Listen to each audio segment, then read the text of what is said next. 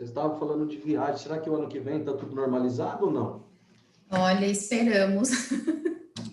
Esse ano a gente perdeu todos os congressos, né? O IEPREV, o DBDT também e outros.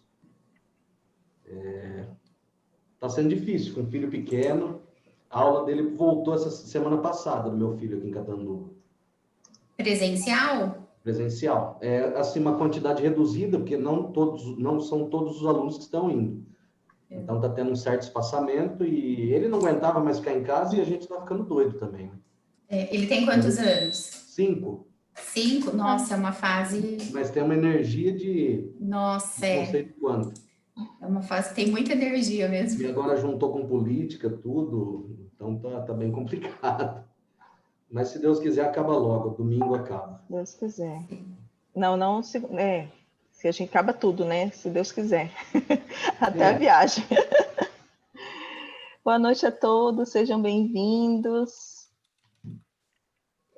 A gente sempre fala a mesma coisa, mas eu não consigo falar outra coisa. De falarem, por favor, de onde são. A gente adora saber. A gente tem algumas pessoas que já colocaram aqui, São Gonçalo, no Rio, André Santos está sempre presente, Poços de Caldas, Regiane Moura, Porto Alegre, a Márcia também, José Carlos, São Paulo, capital, Carolina também, Barra Mansa, Carol Magalhães, de Brasília,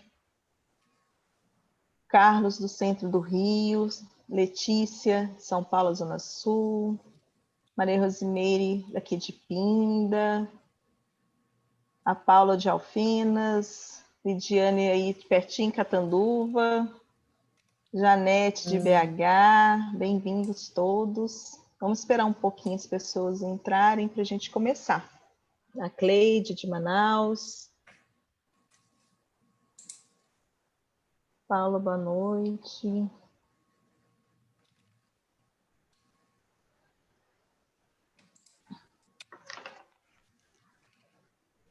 Espera mais uns 2 minutinhos, a gente já começa. Felipe de Americana, boa noite. Larissa, daqui de pertinho, Taubaté. Malu, boa noite. Araucária, Andrius, no Paraná. Irmã de Uberaba, Leandro, de São Paulo, Sônia de Omolevade. A Júlia, que falou que é de Alfenas, Minas. Vamos começar, então, esse webinar de nossa quinta-feira de hoje, falando sobre aposentadoria especial dos profissionais de saúde na prática. Eu queria dar novamente boa noite, doutor Jesus, para a Roberta. Boa noite. E antes da gente começar, passar para a Roberta para ela dar os recadinhos de hoje. Por favor. Oi, pessoal, boa noite. Sejam todos muito bem-vindos. Professor Jesus, muito bem-vindo virtualmente à nossa subseção de Pindamonhangaba. Esperamos um dia trazê-lo presencialmente aqui, quando toda essa situação se acalmar. Desejo que todos os nossos participantes de hoje aproveitem bastante a nossa palestra. Nós tivemos um contratempo esses dias atrás, o professor teve uma dificuldade de acesso e nós acabamos remarcando para a data de hoje. E tenho recebido bastante mensagens do pessoal aí nos bastidores, bastante ansiosos para o tema da palestra. Hoje o nosso tema é a aposentadoria especial dos profissionais da saúde na prática, com o professor Jesus Najib, que acabou de lançar um livro com o mesmo tema, e é pela editora Lujur, e a editora Lujur está presenteando um dos participantes aqui presentes com um livro impresso do professor. Então, ao final do evento, nós faremos o sorteio, eu vou disponibilizar aqui para vocês o link, para vocês fazerem a inscrição. Basta colocar o nome na lista uma vez só, que automaticamente já está inscrito e cadastrado para o sorteio. Para aquele que não for contemplado com esse livro de hoje, a editora também está disponibilizando um cupom de desconto, concedendo 10% de desconto na aquisição de qualquer obra. mas vamos aproveitar e prestigiar o professor de hoje para adquirir a obra dele. E está com um preço super bacana. Eu verifiquei aqui que com o desconto que nós estamos oferecendo hoje no webinário, o livro sai a R$ 80,10. Então, é um investimento que vale super a pena. Além dessas duas novidades, nós conseguimos também, nós fechamos uma parceria com o IEPREV, Instituto de Estudos Previdenciários, e eles disponibilizaram 2 vouchers com 50% de desconto para aquisição do simulador básico de cálculos do Instituto. É super bacana, depois vocês acessem lá o site do IEPREV para vocês darem uma olhadinha no simulador de cálculos, e essa mesma lista de presença já serve também para esse sorteio do simulador de cálculos, então não precisa colocar o nome 2 vezes, basta uma única inscrição. Boa sorte a todos, aproveitem o evento de hoje, todas as dúvidas que vocês tiverem, vocês podem mandar aqui pelo chat, que ao final nós repassaremos para o professor, e aproveitem. Adri? Olha, o doutor Luziandro aqui de Jacareí, nosso colega lá da UAB, né, da comissão, já falou que quer participar do sorteio do livro. Diz que acabou de entrar, já quer participar. A gente vai disponibilizar o link. Já vou colocar o link para vocês aí fazerem a inscrição. Então, hoje vamos falar sobre a aposentadoria especial dos profissionais de saúde na prática, um tema super interessante, com o doutor Jesus Najib. Dentre o currículo dele, eu separei duas coisinhas. Ele é coordenador regional, diretor e professor de cursos de extensão e pós-graduação do IEPREV. Ele é também membro da Comissão de Direito Previdenciário do AB, daqui de São Paulo, nosso colega, e está fazendo mestrado em Marília. Autor de diversas obras jurídicas. Doutor, está com a palavra. Pessoal, boa noite, tudo bem com vocês? Eu gostaria primeiramente de agradecer o convite da OAB de Pindamonhangaba, o convite da doutora Adriane e da doutora Roberta, é isso, né? Roberta Bisotto. Eu fico muito feliz com essa oportunidade, embora nós estejamos em um momento de pandemia, a virtualização da nossa vida está proporcionando momentos como esses. Então, é muito importante para mim ter recebido esse convite, ainda mais vindo de vocês, e principalmente agora que eu estou lançando meu primeiro livro sozinho, e é uma oportunidade de eu poder compartilhar com os colegas, divulgar o trabalho do livro e compartilhar um pouquinho do nosso trabalho aqui no escritório, porque o livro nada mais é do que tudo que a gente vem usando em nosso dia a dia e vem surtindo um efeito positivo. E parabenizar a OAB pela iniciativa, porque, embora estejamos nesse momento, pelo menos nós estamos tendo oportunidade de atualização, de troca de conhecimento, e espero muito que muito em breve eu possa estar aí com vocês de forma presencial. Saudade já dos congressos, das reuniões da OAB, saudade de viajar um pouco. Mas já posso começar? Então, propriamente, a nossa palestra hoje é com base no meu livro, Aposentadoria Especial dos Profissionais de Saúde na Prática.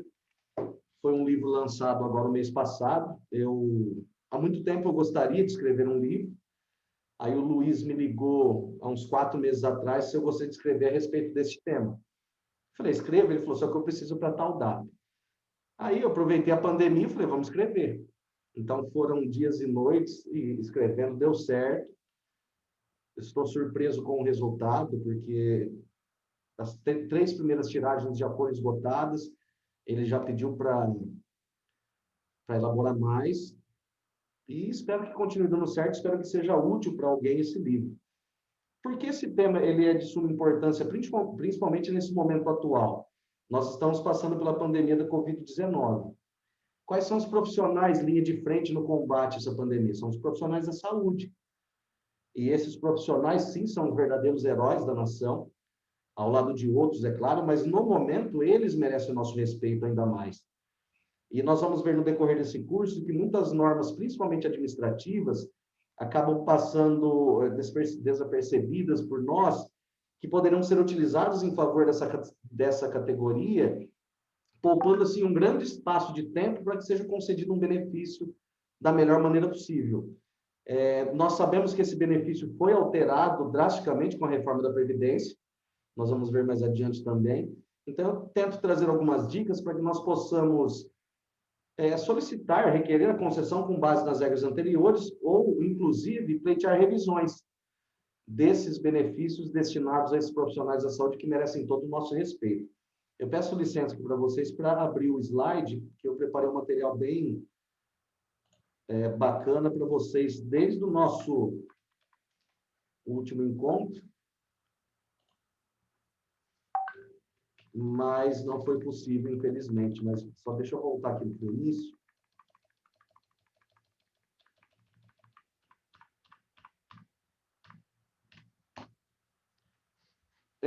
Primeiro de tudo, a gente tem que saber o que seria um conceito de aposentadoria especial.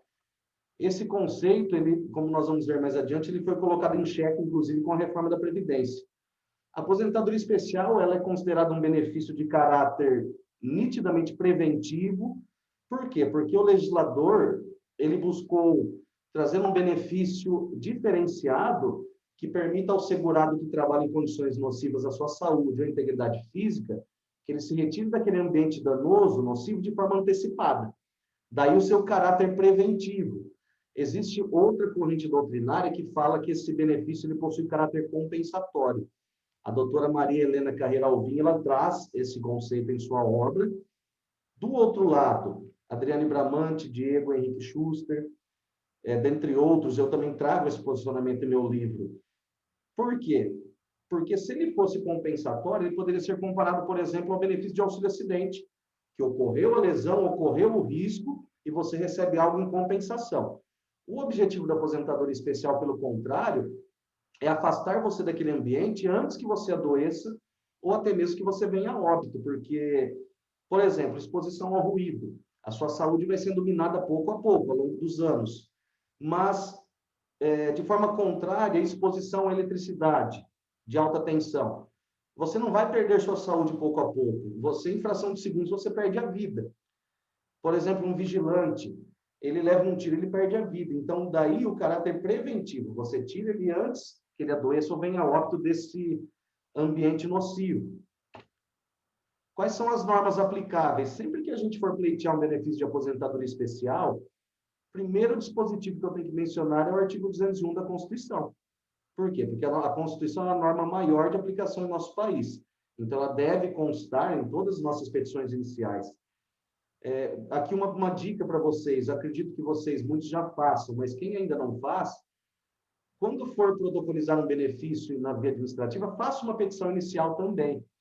Mas, lógico que não é aquela petição inicial extensa. Nem na via judicial a gente faz petição extensa, só quando for realmente necessário.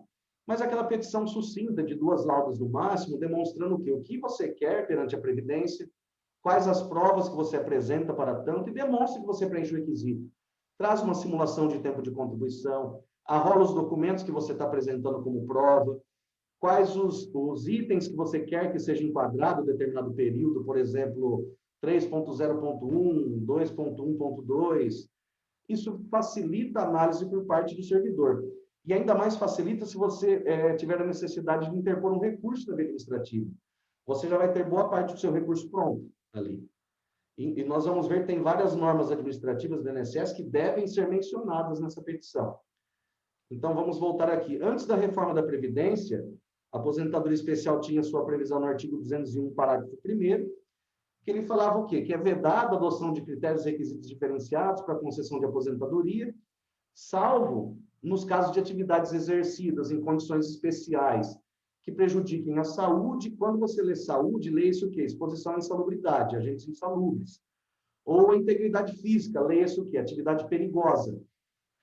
Por que eu deixei em vermelho esses 2 termos? Principalmente integridade física. Nós vamos ver que pós-reforma foi retirado esse termo do artigo 201.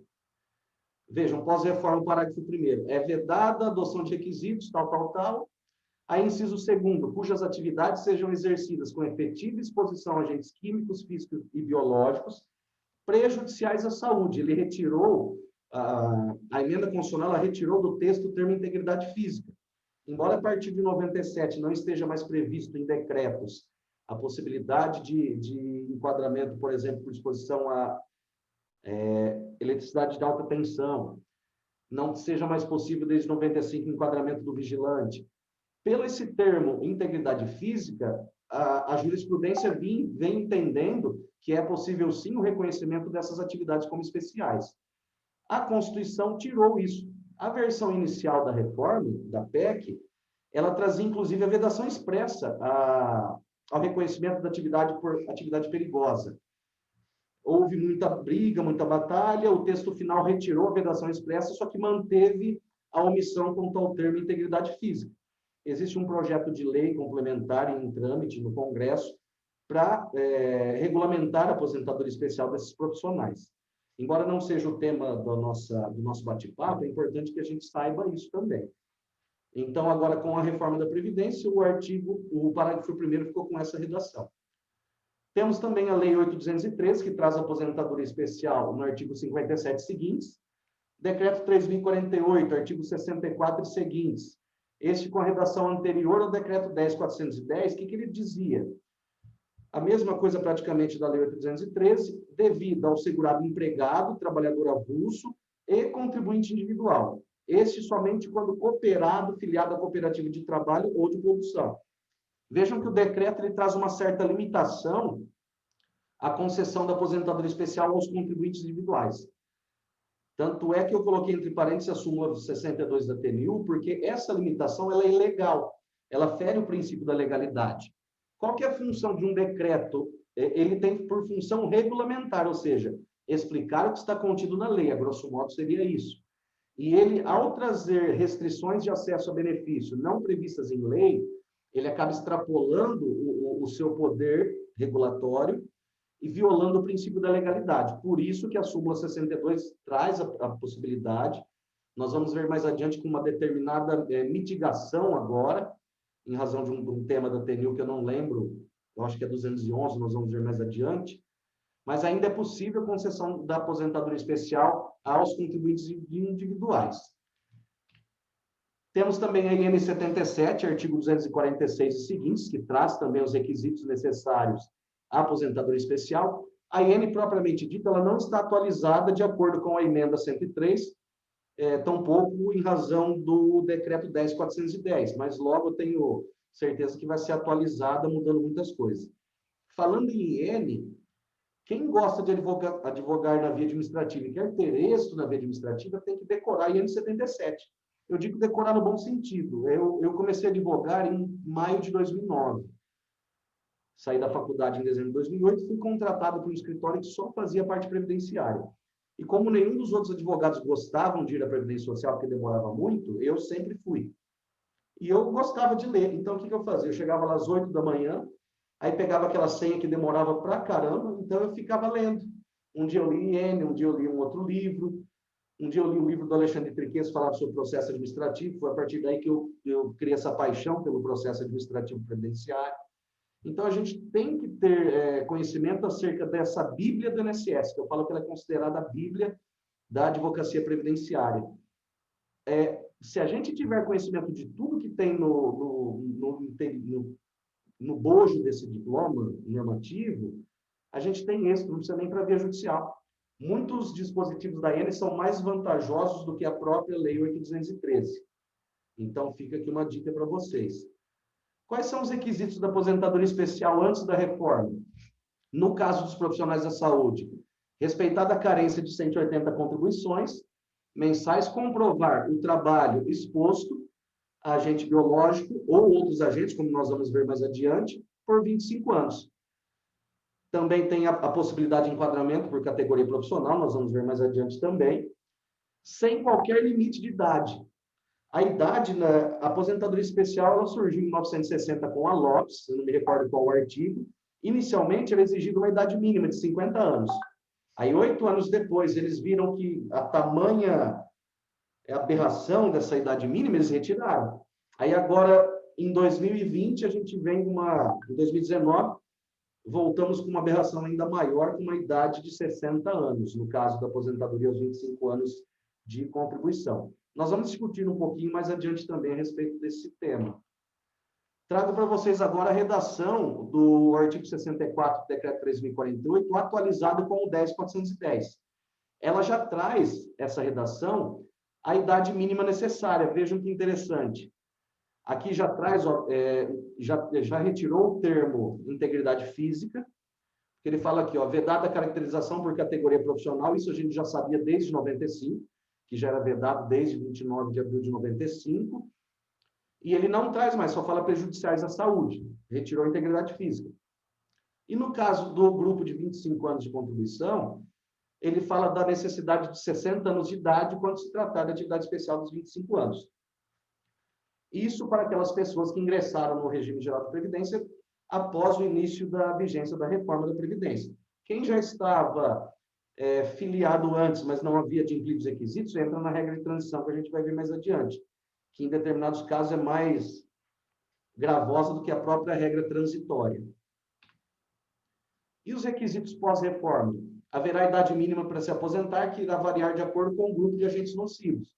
No nosso caso, que a maioria dos agentes nocivos, 60 anos de idade.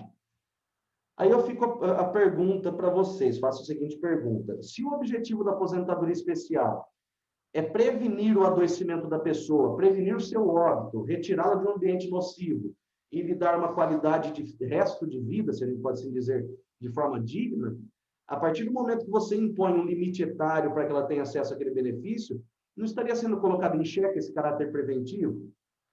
A primeira grande aberração da reforma da Previdência em se tratando apenas da aposentadoria especial. Trago um exemplo dos profissionais da saúde. A maioria dos nossos clientes são profissionais da saúde atualmente. E a gente verifica que eles entram no hospital aos 20 anos de idade, 19, quando acaba um curso técnico de enfermagem, por exemplo. Uma moça que entra no hospital aos 20 anos, pelas regras antigas, aos 45, ela já teria direito a essa aposentadoria. Pelas regras novas, vamos supor que ela ingressasse nesse hospital após a reforma. Ainda que ela trabalhasse os 25 anos, dos 20 mais 25, 45, ela teria que trabalhar por mais 15 anos para ter direito a essa aposentadoria especial. Por quê? Porque existe idade mínima de 60 anos. Então, eles estão retirando da aposentadoria especial o caráter preventivo. Que a partir do momento que você fala para a pessoa, você vai ter que ficar por mais 15 anos, por exemplo, você está abrindo mão da prevenção à saúde e da vida dela. Eu penso dessa forma, o professor Sodero também, ele tem um artigo muito interessante a respeito da inconstitucionalidade da idade mínima. Inclusive, foi lançado recentemente um livro de coordenação do Rodrigo e do Seral, onde o professor Sodero, ele publicou esse artigo. Eu indico para vocês que adquiram o livro, eu já adquiri, ainda não chegou.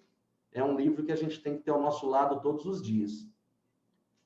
A segunda aberração, se tratando de aposentadoria especial, nós vamos ver mais adiante, diz respeito ao cálculo do benefício.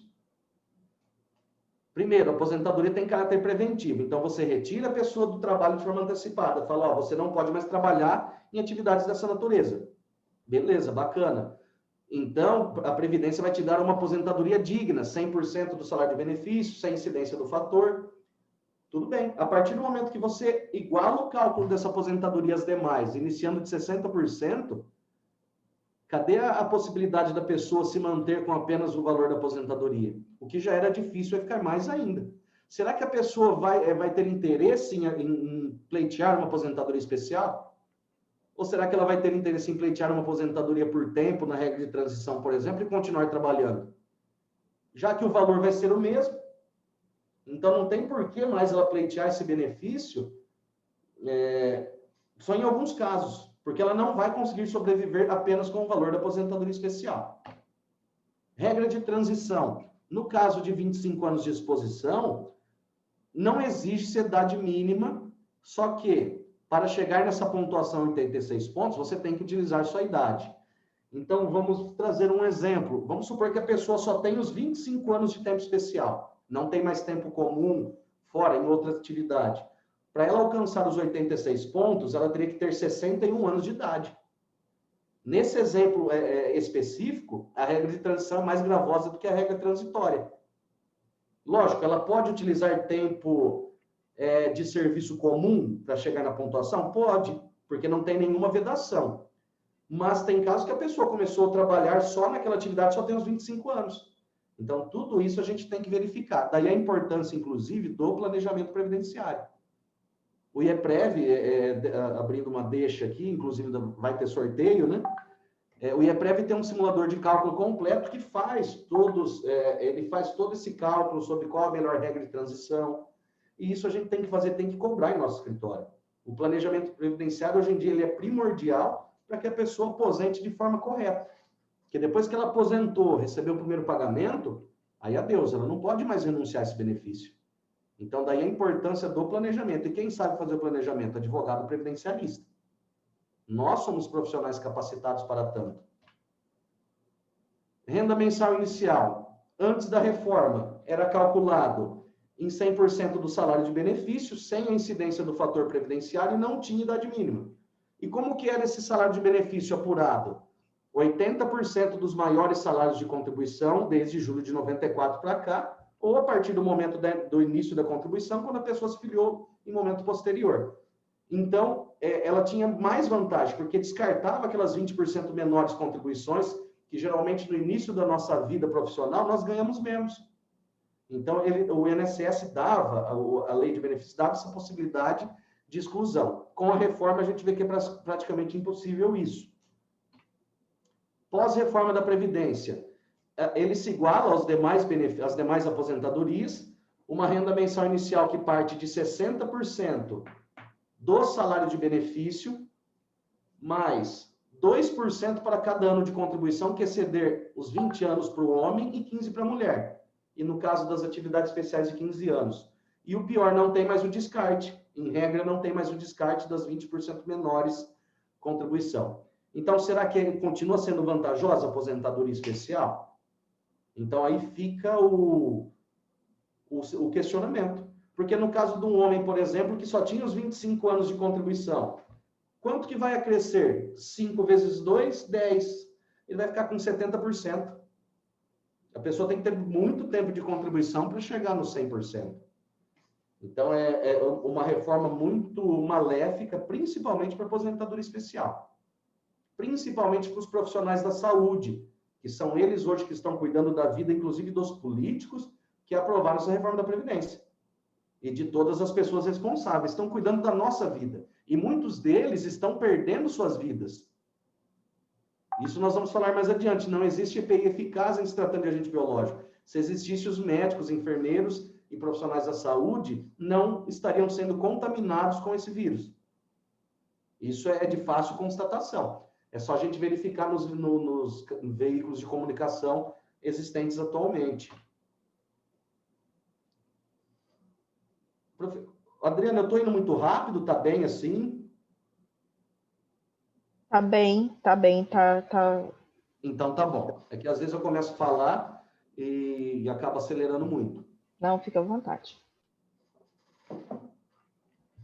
Antes da reforma da Previdência, caso a pessoa não adimplisse os 25 anos necessários à aposentadoria especial, a lei permitia que ela convertesse o tempo de trabalho em condições nocivas em comum. Então, por exemplo, eu trabalhei em um hospital por 10 anos, um exemplo fictício, depois concluí o curso de Direito e fui advogar. Esses 10 anos antes da reforma, eu poderia fazer o quê? Convertê-lo de especial em comum, caso comprovada a efetiva exposição. Para o homem, no caso de grupo de 25 anos, aplica-se 1,4. A cada 10 anos aumenta 4 anos. Para a mulher, 1,2. A cada 10 aumentam 2. A reforma da Previdência veio e acabou com isso. Vejam que diz o artigo 25 da emenda 103. Será reconhecida a conversão do tempo especial em comum ao segurado do RGPS que comprovar tempo de efetivo exercício de atividade sujeita a condições especiais, cumprido até a data de entrada em vigor desta emenda, vedada a conversão para o tempo cumprido após essa data.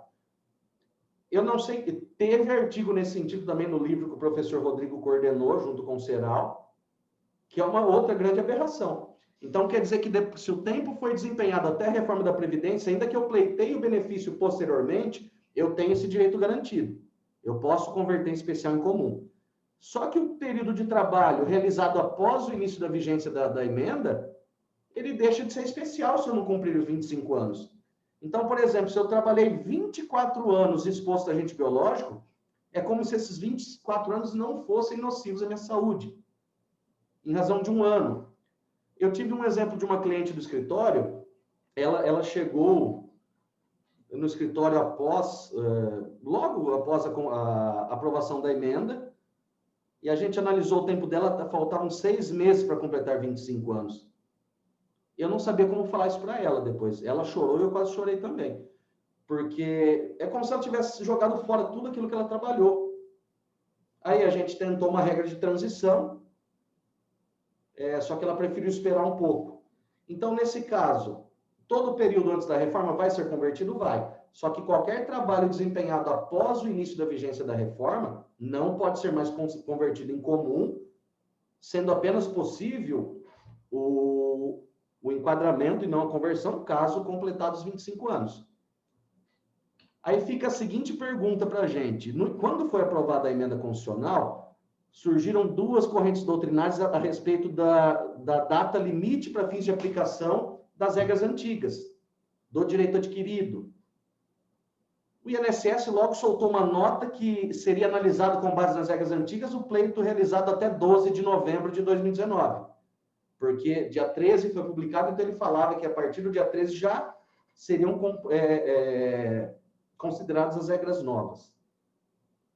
Adriane Bramante inicialmente também falou dessa forma, eu lembro em algumas aulas, que ela considerava, ou até por precaução, 12/11 como data limite. Rodrigo Sodero, José Roberto Sodero, Serral, eles falavam o quê? Não.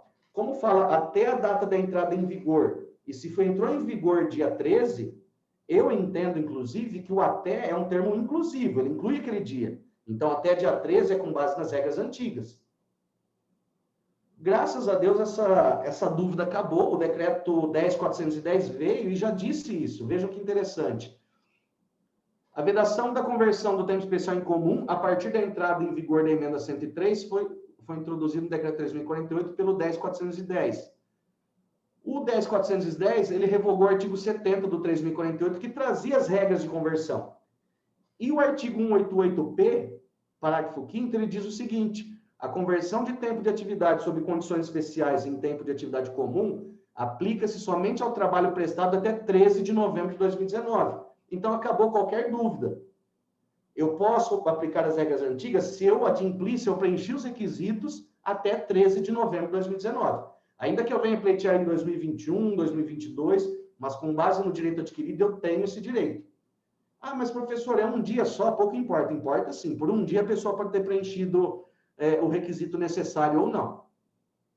Então, é uma dica que eu acho muito interessante, a gente tem que prestar muita atenção nisso, porque você vai ter que fazer 2 cálculos no seu escritório. Primeiro de tudo, a pessoa, ela preencheu os requisitos até 13 de novembro de 2019? Ah, preencheu, maravilha. Não preencheu? Então, vamos jogar no simulador de cálculo das regras de transição. Quais das regras de transição ela preenche os requisitos? E dentre os que ela preencheu, qual será o mais vantajoso? Aí entra o planejamento previdenciário. Aí você vai fazer um cálculo da renda mensal inicial de acordo com cada regra de transição. Aí você vai apresentar um dossiê para o seu cliente. Passada essa parte inicial, um tema também muito interessante, embora seja geral, não só até profissionais da saúde. Quais períodos de afastamento são considerados especiais? Muitas vezes a gente faz uma entrevista previdenciária e vê na carteira, vê no PPP, e fala, opa, ela trabalhou 25 anos de atividade insalubre, ou penosa, ou perigosa, vamos dar entrada no benefício. Só que a gente esquece de verificar no CNIS se a pessoa esteve em gozo de algum benefício por incapacidade. Mas por quê? Porque nem todos os benefícios por incapacidade eram considerados como tempos especiais, ainda que antes do afastamento a pessoa estivesse trabalhando em atividade nociva. A IN 77, artigo 291, ela fala que serão considerados especiais os seguintes períodos de afastamento: descanso determinado pela legislação trabalhista, férias, descanso semanal remunerado, e o recebimento de B91, 92 e B80. O B91 é o auxílio doença acidentário, o antigo auxílio doença acidentário. 92, aposentadoria por invalidez acidentária, e o B80, que é o salário maternidade. Pela IN 77, o B31 e 32, que são os auxílios doença previdenciária, aposentadoria por invalidez previdenciária ou comum, não contam como tempo especial. Então, se você quer esgotar a via administrativa, quer ter êxito na via administrativa, tem que tomar cuidado no momento do cálculo. Se você verificou que o seu cliente ficou, por exemplo, 1 ano afastado por benefício por incapacidade comum, você tem que retirar esse período do cálculo e ver se ainda assim ele adimplia os 25 anos. Porque se ele precisar desse 1 ano, você já sabe que a solução é via judicial, como nós vamos ver mais adiante. Salvo em caso de benefício de natureza acidentária ou salário maternidade. Nós tivemos um caso de uma cliente que ela tinha os 25 anos de tempo especial, ela aposentou por tempo de contribuição e nós analisamos a possibilidade de revisão. Verificada que ela tinha os 25 anos, fui analisar o CNIS. No CNIS constou que ela ficou com 1 ano e meio afastada por benefício de natureza comum. Eu falei para ela, ó, infelizmente não tem como a gente fazer nada na via administrativa. À época, estava pendente de julgamento no STJ, o tema, acho que 998, salvo engano, que fala sobre a possibilidade do cômputo como especial do período de afastamento de auxílio-doença de natureza não sedentária. A gente engavetou a pasta dela. Recentemente, o STJ julgou de forma favorável, nós desengavetamos e ajuizamos uma revisão judicial. Mas nós vamos ver que nós tivemos um novo golpe com o decreto 10.410 a respeito disso também. Tema 998 mesmo, veja que interessante. Segurado que trabalha em condições especiais pode contar tempo de auxílio-doença não acidentário como especial. A primeira sessão da STJ fixou a tese que o segurado que exerce atividades especiais, quando em gozo de auxílio-doença, seja acidentário ou previdenciário, faz jus ao cômputo desse período como especial. Então, isso foi um grande avanço, porque o decreto limitava e a IN também. Só que lembra que eu falei para vocês no início, o decreto não pode trazer limitação não prevista em lei. Por isso que o STJ falou que o decreto 3.048, ele violou o princípio da legalidade. Ele extrapolou o seu poder de regular a legislação. Só que nós tivemos uma nova exclusão trazida pelo 10.410, que ele alterou o artigo 65, parágrafo único do 3.048. A versão anterior do 3.048, ela só excluía do cômputo o período de benefício por incapacidade não acidentária. O 10.410, ele falou o seguinte, aplica-se o disposto no caput aos períodos de descanso determinados pela lei trabalhista, inclusive período de férias, e aos de percepção de salário maternidade. Ponto. Ele retirou, inclusive, o período de afastamento de benefício acidentário. Então, o que foi corrigido pela STJ voltou em dose dupla agora. Uma dupla violação. Então, uma violação ainda maior ao princípio da legalidade. Penso eu que logo o STJ vá se posicionar novamente a respeito disso, assim como se posicionou em relação à redação anterior. Só que o STF já se posicionou, agora em 9 de outubro de 2020, a respeito dessa vedação, anterior ao decreto 10.410. Na verdade, o STF ele se manifestou sobre esse tema 998. O STJ interpôs recurso extraordinário, alegando repercussão geral, violação do dispositivo constitucional. O STF falou o seguinte, é infraconstitucional, a ela se aplicando os efeitos da ausência de repercussão geral, a controvérsia relativa à consideração, como tempo especial, dos períodos de gozo de auxílio-doença não acidentário. Então, por enquanto, é mantido o tema 998 do STJ. Eu penso que, inclusive, com relação à nova redação. Porque é nítida a violação ao princípio da legalidade. E nós podemos usar por analogia essa decisão da STF quanto a do STJ, que só foi alterado, aumentar o rol de exclusão. Mas nós vamos nos deparar com isso muito, principalmente em sentenças proferidas em juizados especiais federais. Aqui em Catanduva, pelo menos, um dos magistrados, ele é ex-procurador do INSS, e tenho todo o respeito do mundo como procuradores, tenho muitos amigos, mas ele parece que a sentença dele é cópia da contestação da autarquia, então é bem complicado. Se a gente não faz sustentação oral depois, não consegue mudar nada. E o outro é ex-policial federal, então a gente tem uma dupla bem interessante de juízes. Vamos lá. Agora sim, nós vamos entrar no tema propriamente da aposentadoria especial dos profissionais da saúde. Mas é que eu achei importante essa introdução para que a gente pudesse falar agora. Vejam que interessante esses desenhos. O primeiro dele, a porta do hospital aberta com um monte de vírus, bactérias. Será que só médico e enfermeiro está exposto a esses agentes? Ou qualquer trabalhador do interior de um hospital, que trabalhe dentro de um hospital? A gente tem que tomar cuidado, eu vou trazer para vocês mais adiante o caso de um contador do Hospital de Borborema, uma cidade pequenininha aqui do interior de São Paulo. E esse terceiro desenho, o risco biológico. Também esse desenho ele é bem emblemático, porque eu falo que o agente biológico ele pode ser considerado, equiparado a um agente perigoso. Ao contrário dos demais, onde a saúde é minada pouco a pouco, em fração de segundos eu furo meu dedo com a agulha, o risco já ocorreu, já fui contaminado. Daí a possibilidade de relativização da permanência da exposição a agente biológico também. Qual é o conceito de agentes biológicos, já que nós estamos falando de profissionais da saúde, e o principal agente ao qual eles estão sujeitos são os agentes biológicos?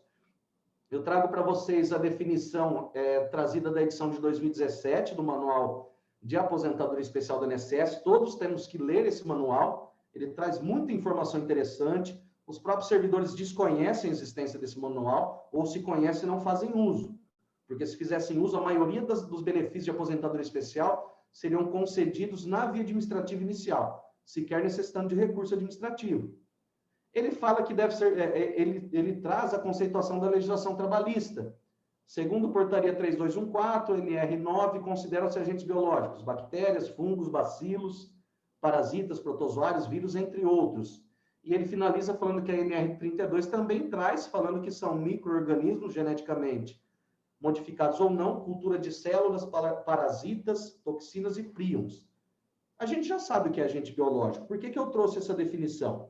Já me deparei várias vezes com decisões, principalmente na INGEF, onde o magistrado falou que não é possível a utilização para fins de caracterização do tempo especial das normas trabalhistas. Ele falou uma coisa é norma trabalhista, uma coisa é norma previdenciária. Mas vejam, o próprio INSS fez uma cartilha para que os seus empregados, seus servidores utilizem como regra de procedimento, e eles falam que é de acordo com a lei trabalhista. Então, se a própria administração pública, dentro dos limites da legalidade, pede que seja utilizado norma trabalhista, não cabe ao Poder Judiciário vir e decidir de forma mais gravosa. Esse argumento foi utilizado, inclusive, pela TNU, lá atrás, quando ela falou que era desnecessária a apresentação simultânea de PPP e LPCAT.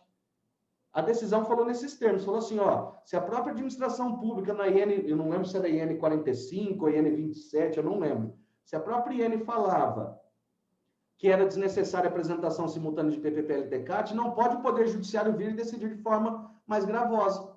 Então, a gente tem que utilizar nesse sentido também. E a própria lei, acho que 9528, salvo engano, ela alterou os 57 seguintes e tem, acho que é no 58 que fala que para fins de caracterização do tempo especial serão utilizadas as normas trabalhistas. Então, não pode qualquer decisão se valer disso. A gente utiliza muito, inclusive, no caso do ruído NR15. De acordo com o tempo de exposição, aumenta ou diminui a necessidade da intensidade. Então, veja que interessante a leitura do Manual de Aposentadoria Especial. Conceito de estabelecimento de saúde. O Manual de Aposentadoria Especial do INSS, ele fala que estabelecimento de saúde é qualquer local destinado à realização de ações ou serviços de saúde, coletiva ou individual, qualquer que seja o seu porte ou nível de complexidade. Então, não é apenas hospital, estabelecimento de saúde. Aqueles postinhos de bairro, UPA, unidade de pronto atendimento, unidade básica de saúde, qualquer unidade destinada ao tratamento da saúde humana e também da saúde animal, porque os profissionais da saúde animal também estão expostos, deve ser considerado estabelecimento de saúde. E nós vamos ver mais adiante que, independentemente da nomenclatura dada à função da pessoa, basta comprovar a exposição a agente biológico para que seja reconhecido. Isso aqui eu já falei para vocês, que devem ser utilizados como forma de rebater as teses formuladas em desfavor do segurado. E por que eu digo isso? O próprio Manual de Aposentadoria Especial do INSS, as folhas 4, ele fala que o INSS, as orientações neles contidas acerca dos critérios de interpretação e enquadramento do tempo especial deverão ser utilizadas pelos médicos peritos. Então, eu falo que é uma cartilha de orientação. Se eles não se utilizam, nós, previdenciaristas, temos que utilizar desse manual para conseguir o benefício dos nossos clientes. E a via administrativa recursal está aceitando demais o que está inserido nesse manual. Nós temos conseguido muitas reformas de indeferimento na via administrativa. E o próprio INSS depois está abrindo mão do recurso especial. Então, vale a pena insistir na via administrativa, sim. Só uma coisinha, eu vou disponibilizar para vocês depois o material da palestra, para vocês encaminharem para quem está ouvindo. porque não dá para anotar tudo, eu estou falando um pouquinho rápido, mas eu passo para vocês depois. Esse aqui é um tema muito interessante que foi... Eu comecei a pesquisar através do meu primeiro cliente de profissionais da saúde, inclusive eu cito ela aqui no livro nos agradecimentos, que graças a ela a gente tem hoje 90% dos clientes do escritório profissionais da saúde. Em 2017, essa pessoa nos procurou e falou, doutor, meu escritório era em casa, ele ainda é em casa, só que hoje a gente construiu ao lado. Na época, a gente fechou uma das garagens da casa, uma salinha só para minha esposa trabalhar, e eu pedi demissão onde eu trabalhava por 9 anos, em 2018, e vim trabalhar com ela também. Na época, eu atendi até à noite. Essa pessoa falou, me indicaram o seu nome, eu queria saber se eu tenho direito a uma revisão. Aí a gente pediu cópia do processo à época, ela se aposentou com 47 anos, técnica de enfermagem, e como incidiu o fator previdenciário, ela passou a receber R$ 1.680, foi exatamente isso. Ao analisar o processo administrativo, nós verificamos que o setor de perícia reconheceu como especial até 5 de março de 97, data limite do início de vigência do decreto 2172. Posteriormente ao início de vigência, o INSS desse decreto, o INSS passou a utilizar o seguinte argumento: para fins de reconhecimento do tempo por exposição a agente biológico, somente será possível àquele empregado que trabalhar com pacientes segregados em áreas ou ambulatórios específicos. E isso esteve mencionado no decreto 2172, na IN 45. Aí a gente foi estudar as normas internas do INSS, a IN 77. Isso eu já até mencionei para vocês. Será que isso está de acordo com as próprias normas administrativas do INSS? Porque, embora já tenha sido revogada a IN 45 e o decreto 2172, o setor pericial do INSS continua não reconhecendo a especialidade por esse motivo. Pode verificar na parte do laudo pericial, no final do processo, que vocês vão ver que eles utilizam esse argumento até hoje. Vejam que interessante o que está contido no artigo 285, inciso 2º da IN 77, e o Memorando Circular Conjunto número 2, de 23 de julho de 2015. Ao analisar o tempo especial por exposição a agentes biológicos, a partir de 6 de março de 97, deverão ser computados como especiais os trabalhos em estabelecimentos de saúde, em contato com pacientes portadores de doenças infectocontagiosas. Qualquer hospital tem paciente com doença infectocontagiosa. O Covid-19 vem e prova isso. E vejam, independentemente de estarem segregados em áreas ou ambulatórios específicos. Então, a IN 77, ela veio e falou, ó, não precisa estar em área de segregamento ou ambulatórios específicos. E esse memorando circular conjunto, ele fala o seguinte, que como a IN 77 revogou a IN 45, deve ser aplicada. E ele vai mais além. Ele fala no memorando circular conjunto que deve ser utilizado, inclusive, naqueles processos que ainda não foram concluídos. Desde que não tenham sido... que não foram concluídos ainda, quando da publicação da IN 77. E falam também daqueles que estão em grau de recurso, seja na junta ou na Câmara. Então, se porventura alguém de vocês tiver aí um recurso pendente de julgamento, vejam se esse é o argumento. Se for, faz uma petição de aditamento, pede para juntar esse memorando, e ele fala que nos casos já indeferidos ou concedidos de forma equivocada, você pode pedir uma nova concessão ou revisão, só que nesse caso o memorando ele é restritivo. Ele fala que a DIB, os efeitos financeiros, serão fixados na DPR, data de pedido de revisão. Isso a gente consegue afastar na via recursal administrativa. Mas, com base nesse memorando desse artigo 285, é que nós estamos conseguindo várias revisões de profissionais da saúde. Então, fica essa dica para que vocês façam uma análise bem detalhada do motivo do não enquadramento. Se for esse, já pode utilizar isso, que é bem tranquilo. Modalidades de enquadramento do tempo de trabalho exposto a agente biológico. Até 28 de abril de 95, nós tínhamos duas possibilidades. A primeira, enquadramento por categoria profissional. O legislador ele separou algumas atividades presumidamente especiais e bastava o quê? Que comprovasse o efetivo exercício daquela atividade. No caso de profissionais da saúde, médicos, dentistas, enfermeiros, técnicos de raio-x, técnicos de laboratório de anatomopatologia ou histopatologia, farmacêuticos, toxicologistas e bioquímicos, técnico de laboratório de gabinete de necrópsia. Eu deixei em vermelho técnico de raio-x e técnico de anatomia e coloquei formol, isso não está incluso no decreto, porque nós vamos tratar de forma específica desses dois profissionais, que eles estão expostos a outros agentes. O técnico de raio-x, a radiação ionizante, e o técnico de anatomia, como ele lida com peças de corpo humano, de cadáveres, ele lida com formol. Ambos esses agentes são comprovadamente cancerígenos, então devem ter um tratamento diferenciado para fins de caracterização ou não como especial. Enfermeiros e médicos veterinários. Isso aqui também é muito interessante. Se nós formos interpretar os decretos 83.080 de 79, os 53.831 de 64, de forma literal, somente será possível o enquadramento daquelas atividades elencadas ali. Porque, em tese, ele é um rol taxativo. Existem algumas analogias na judicial. Mas vejam que interessante o que diz o artigo 274 da IN77, combinado com o Manual de Aposentadoria Especial, da INSS, página 110. Poderá ser enquadrado por categoria profissional até 28 de abril de 95, o tempo em que o segurado trabalhou nas funções de auxiliar, servente ou ajudante de qualquer das atividades constantes dos quadros anexos ao decreto 64 e 79. Aí ele traz uma ressalva, desde que o trabalho se dê no mesmo ambiente e nas mesmas condições dos profissionais arrolados. Então, por exemplo, trazendo para o lado do profissional da saúde, e antes finalizando, deve constar essa informação na profissiografia. Isso está no parágrafo único do artigo 274. Então, deve constar, por exemplo, auxiliar de enfermagem. Se for até 28 de abril de 95, em tese, ele não se enquadraria por categoria profissional. Teria que comprovar efetiva exposição a agente biológico. Vai que ela tem um PPP errado e o hospital já fechou e não constou a exposição. Se constar nesse PPP que o trabalho se deu no mesmo ambiente, nas mesmas condições do enfermeiro, não é necessária a comprovação da efetiva exposição a agente biológico, bastando comprovar somente o trabalho nessas condições. Vejam que interessante, eu trago até um PPP que é de um hospital aqui de Catanduva, Hospital Padre Albino, e a gente nem precisou conversar com o setor de segurança do trabalho para alterar, eles já colocam de praxe isso no final da profissiografia.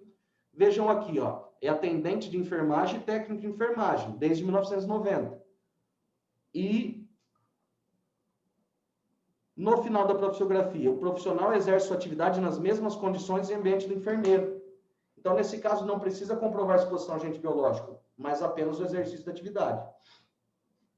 Nós tivemos um caso recentemente no escritório, uma técnica de enfermagem, a gente pediu aposentadoria especial na via administrativa, vamos deixar na tela cheia um pouquinho. E o INSS indeferiu. Por quê? O setor pericial, nesse caso, foi o contrário, ele só reconheceu de 95 para cá. Antes ele não reconheceu porque falou que não constava a exposição a agente biológico. Só que ela exercia atividade de atendente de enfermagem. No mesmo ambiente, nas mesmas condições do enfermeiro. Aí indeferiu, só que eu fiz na minha petição inicial e coloquei, conforme artigo tal, 274 e Manual de Aposentadoria Especial, nesse caso deve ser equiparado, deve ser enquadrado por categoria profissional. Minto, é isso, eu fiz isso, só que o caso foi para o setor pericial, o perito falou assim, o PPP não tem elementos suficientes para análise da efetiva exposição. Retorne-se ao setor administrativo para que seja analisada a possibilidade de enquadramento por categoria. O servidor simplesmente indeferiu. O que eu fiz? Eu poderia interpor recurso, revisão, ou pedir reabertura de ofício. Apresentei, através do INSS digital, no meu INSS, dentro do processo da pessoa, uma petição de reabertura de ofício. Aí entraram os embargos auriculares. Já mandei mensagem para o gerente da agência, fui na agência, falei, ó, teve tal erro grosseiro, o servidor descumpriu a determinação do próprio setor pericial. Reabriu o processo, voltou para o setor administrativo, eles enquadraram por categoria. A pessoa aposentou de forma especial, já pediu demissão do hospital, está toda contente, agora está fazendo comida caseira, agora está feliz da vida. Se não tivesse reaberto, ela estaria até agora esperando um recurso. Ah, professor, não funciona a reabertura de ofício. Se eu não tentar, não vai funcionar. Ah, se o gerente não atende, faz reclamação na ouvidoria.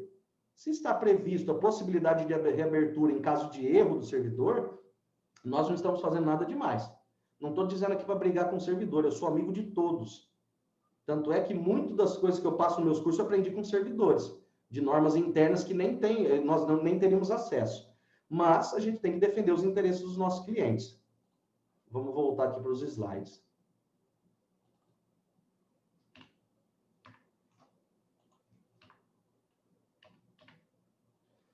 Falei para vocês a primeira forma de enquadramento, que é por categoria profissional. A segunda, por exposição a agente nocivo biológico. Nós temos o código 1.3.0, 1.3.1 do decreto de 64, 1.3.1, 1.3.2, 1.3.3 e 1.3.4 do decreto de 79, que fala desde o trabalho em matadouros, cavalariças. A gente pode enquadrar por analogia em caso de açougue, porque você tem exposição a agente biológico também. O cara, quando chega aqueles pedaços de carne no açougue, você coloca nas costas e vai levar, depois você desossa o animal todo ali. E até fala no caso de médicos veterinários, laboratórios e hospitais. Nós temos também os códigos 3.0.1 do decreto de 97 e de 99, que é o mesmo código, só alterou o decreto. E o que difere do enquadramento por categoria profissional? Independentemente da nomenclatura apontada na carteira de trabalho, se eu comprovar que estive exposto efetivamente a agente biológico, eu posso ter meu direito reconhecido. Não só como médico, não só como enfermeiro. Nós temos casos aqui no escritório de copeiras de hospitais, auxiliares de serviços gerais. Nós temos o caso do contador lá de Borborema, que eu vou comentar com vocês. Telefonista de hospital. Basta eu comprovar. Primeiro de tudo, eu vou solicitar o PPP. Se no PPP estiver constando exposição a agente biológico, se a pessoa recebe adicional de salubridade, não é prova plena, mas é um forte indício. Se você for lá no extrato do CNIS e constar no canto direito ali, IEAM, na frente do vínculo empregatício, o que significa isso? Indicativo de exposição a agente nocivo. Significa que a própria empresa informou na GFIP que existe exposição a agente nocivo e ela está custeando, apresentando o custeio específico da aposentadoria especial. Então, é um forte indício de que a pessoa esteve exposta àquele agente. Eu falo, por exemplo, que até os maqueiros de hospitais, os vigilantes que trabalham no interior de hospitais, eles estão expostos também.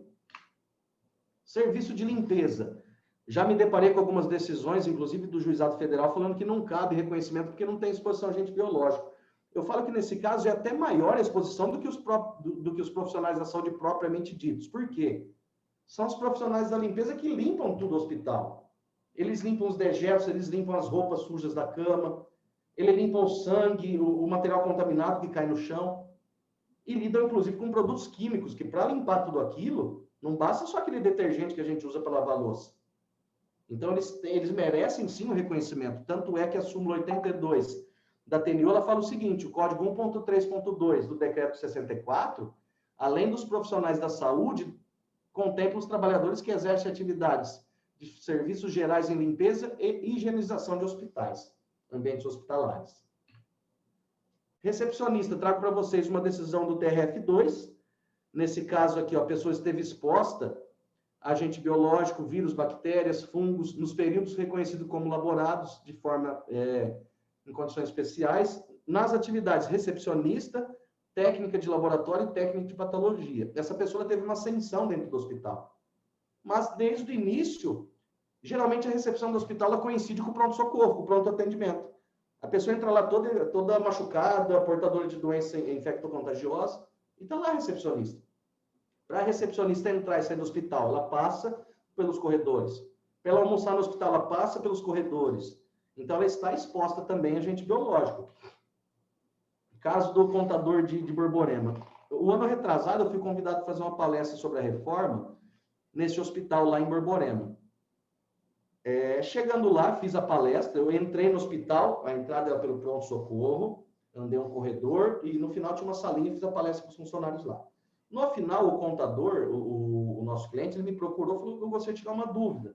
Ele falou: doutor, eu trabalho aqui há mais de 25 anos, desde o início, comecei como serviços gerais, office boy, hoje sou contador, desde o início recebo insalubridade e tenho um PPP constando que estou exposto a agente biológico. Tenho direito à aposentadoria especial?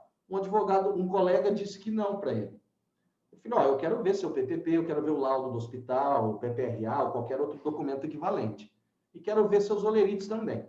Ele veio até Catanduva em outro momento, apresentou toda essa documentação preenchida de forma correta, foi informado até o código correto do GFIP ali no PPP, ele recebe adicional de insalubridade, no LTCAT constam que essa categoria de profissionais está exposta também. E eu vi o ambiente ali, eu vi que ele transita no hospital. E para finalizar, a sala dele é ao lado do pronto atendimento. Então, a pessoa toda doente ali, toda machucada, ele está ali do lado na sala.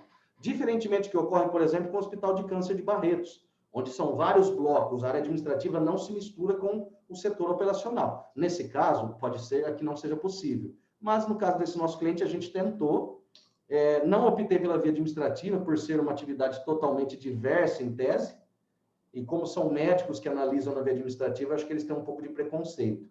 Nesse caso, eu penso isso, posso estar enganado. Conseguimos ajuizar na Justiça Estadual, à época ainda, foi feita a perícia no local semana passada, mas ainda não saiu o laudo. A hora que sair, eu vou colocar nas redes sociais se deu certo ou não. Enquadramento por exposição a outros agentes nocivos, radiação ionizante, no caso do técnico de raio-x. Então, tem o decreto de 64, o código 1.1.4, o decreto 79, 1.1.3. Esse material vai ficar para vocês depois como forma de consulta. Anexo 4 ao decreto 2172 de 97, código 2.0.3, e o mesmo código no decreto 3048. Mas, professor, exposição à radiação ionizante, não precisa ter um índice mínimo, máximo ou mínimo de exposição, porque na via trabalhista, a NR15 ela traz, que fala que é um caráter quantitativo a análise. Depende da quantidade da exposição, do limite.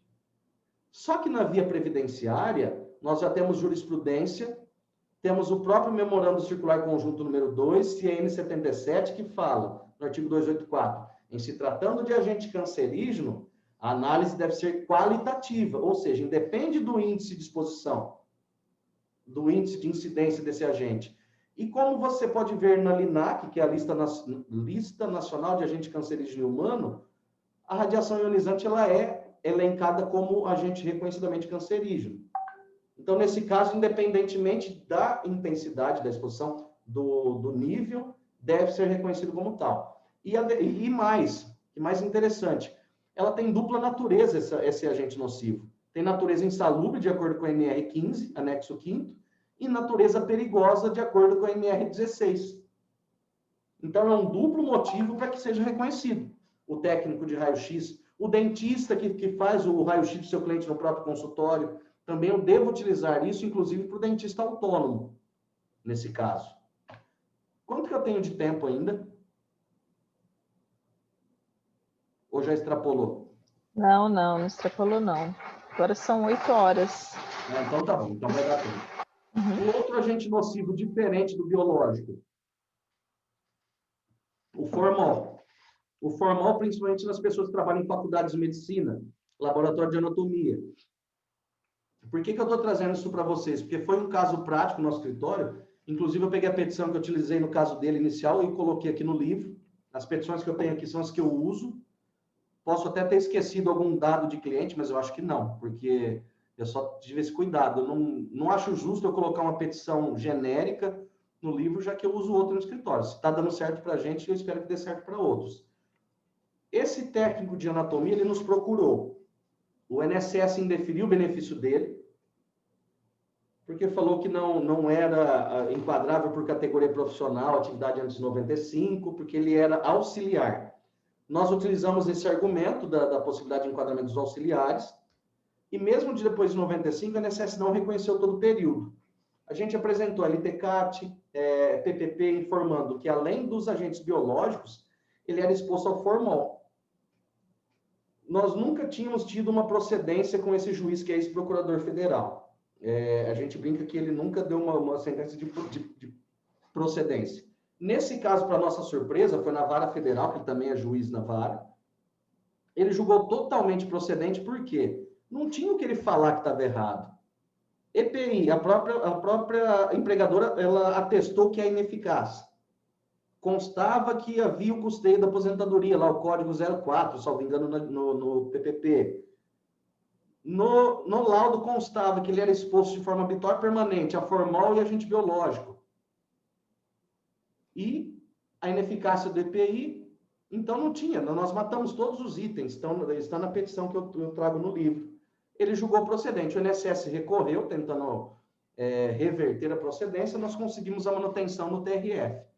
Então, foi por isso que eu comecei a ficar mais atento na questão desses outros profissionais, porque constou que ele era exposto a formol. Aí eu fui pesquisar o que é o formol, o termo químico dele, agente químico pertencente à família dos aldeídos. Código de enquadramento 1.2.11 do quadro anexo ao decreto 53.831 de 64. E o melhor, é um agente reconhecidamente cancerígeno na LINAC, grupo 1, com registro no CAS sob o número 0000500000. Tem bastante zero aí. Mas isso é importante por quê? Porque é comprovadamente cancerígeno.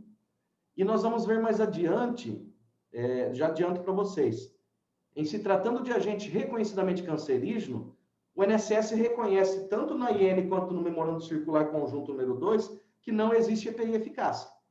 Veio o decreto 10.410 agora, e sem qualquer estudo técnico, fala que pode, que em se tratando de agente cancerígeno, salvo comprovada neutralização do agente, será reconhecido. Ou seja, ele fala que pode reconhecer a eficácia. Mas ele trouxe algum estudo técnico para contradizer o que ele mesmo admitiu anteriormente? Não trouxe. E a jurisprudência já está sedimentada nesse sentido, a respeito da inexistência de EPI eficácia. Qual que é o método de avaliação? Qualitativa, por ser cancerígeno. Independe do tempo mínimo de exposição. Independe do índice de exposição. Então, isso é muito importante também. Mais um tema interessante, a desnecessidade ou necessidade de exposição habitual e permanente a agentes biológicos. Em regra, para que a pessoa faça jus ao reconhecimento do termo como especial, ela deve comprovar, de acordo com o decreto 3.048, que a exposição se deu de forma permanente. Mas será que sempre existiu essa exigência da permanência da exposição para fins de caracterização do termo especial? Vejam que interessante. O caráter permanente da exposição, ele surgiu apenas em 29 de abril de 95. Foi o início da vigência da Lei 9.032, que alterou o parágrafo 3º do artigo 57, trazendo essa exigência. A própria TNU, na súmula 49, fala o seguinte: para o reconhecimento de condição especial do trabalho antes de 29 de abril de 95, a exposição a agentes nocivos não precisa ocorrer de forma permanente. Será que o INSS respeita esse marco inicial? Ele não respeita. Então, quando você se deparar com uma conclusão pericial do INSS, ou um improvimento na via administrativa, ou uma sentença de improcedência na via judicial, que não reconheceu atividade especial porque não comprovou a permanência da exposição, antes de você quebrar a cabeça para tentar comprovar que foi permanente a exposição, verifique qual foi o momento do exercício daquela atividade. Tempus resti actum. A lei vigente, a lei a ser aplicada é aquela vigente no momento do efetivo exercício da atividade especial.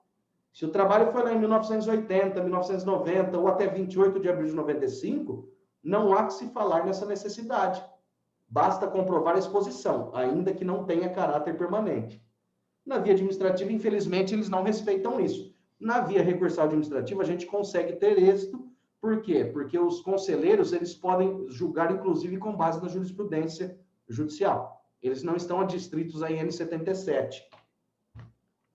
E no caso de exposição a agente biológico, será que ainda depois desse marco inicial, 29 de abril de 95, é necessária a comprovação da permanência da exposição? Ou será que existe uma relativização em se tratando desse agente ser específico? Vejam que interessante. Não sou eu que trago essa resposta, o próprio INSS, através do Manual de Aposentadoria Especial. Ele fala o seguinte: ele possui um capítulo específico destinado à orientação dos médicos peritos no que diz respeito ao procedimento a ser adotado quando da análise técnica do tempo de trabalho exposto a agente biológico.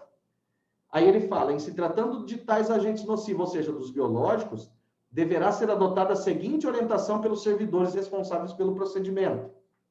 Página 108 do manual. O raciocínio que se deve fazer na análise dos agentes biológicos é diferente do que comumente se faz para exposição aos demais agentes, pois não existe acúmulo da exposição prejudicando a saúde. é sim uma chance de contaminação. Lembra que eu falei para vocês da agulha perfurando o dedo? Não existe acúmulo de exposição, é sim uma chance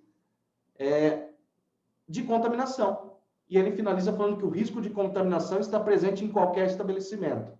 Aí onde eu falo, inclusive, nesse livro aqui que a gente publicou ano passado, no Congresso do IEPREV, eu falo da equiparação do agente biológico ao agente perigoso.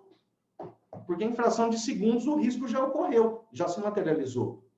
Não existe um tempo mínimo de exposição, como a NR traz 15 para o ruído, até 8 horas, tantos decibel, e por aí vai.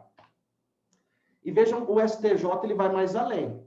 Ele fala o seguinte, conceitos de habitualidade e permanência que comportam interpretação, ou seja, pode ser relativizado. Não é que não precisa, ele deve ser relativizado quando de sua análise, em se tratando de agente biológico. Vejam, a circunstância de contato com os agentes biológicos não perdurar durante toda a jornada de trabalho não significa que não tenha havido exposição a agentes nocivos de forma habitual e permanente. Na medida em que a natureza do trabalho desenvolvido pelo autor no ambiente laboral hospitalar, ou seja, no interior do hospital, permite concluir por sua constante vulnerabilidade. Então, vejam, ainda que ela não esteja 24 horas, 8 horas ali com a mão no sangue, ela está em constante vulnerabilidade. O ano passado, eu estive na turma recursal em São Paulo com uma sustentação oral. Cheguei um pouco mais cedo, assisti de uma colega, onde ela estava buscando a manutenção da sentença de procedência no caso de uma aposentadoria de uma enfermeira, por exposição a agente biológico. O relator do processo, ele começou o voto dele falando, infelizmente, de acordo com a profissiografia, não posso concluir que a exposição se deu de forma permanente. Ele não falou qual era o período do trabalho, mas olhem, vejam que absurdo o argumento. Ele falou assim, porque consta na profissiografia que no início e no final dos turnos, ela lia e preenchia relatórios, a técnica de enfermagem. Um colega que está do lado falou, tomara que ele nunca precise de uma enfermeira. Eu pensei comigo, será que ela sai do hospital e vai na padaria do outro lado da rua para preencher esse relatório? Não, ela está preenchendo dentro daquele ambiente nocivo. Ainda que ela não esteja com a mão no sangue ali, ela está preenchendo dentro daquele ambiente.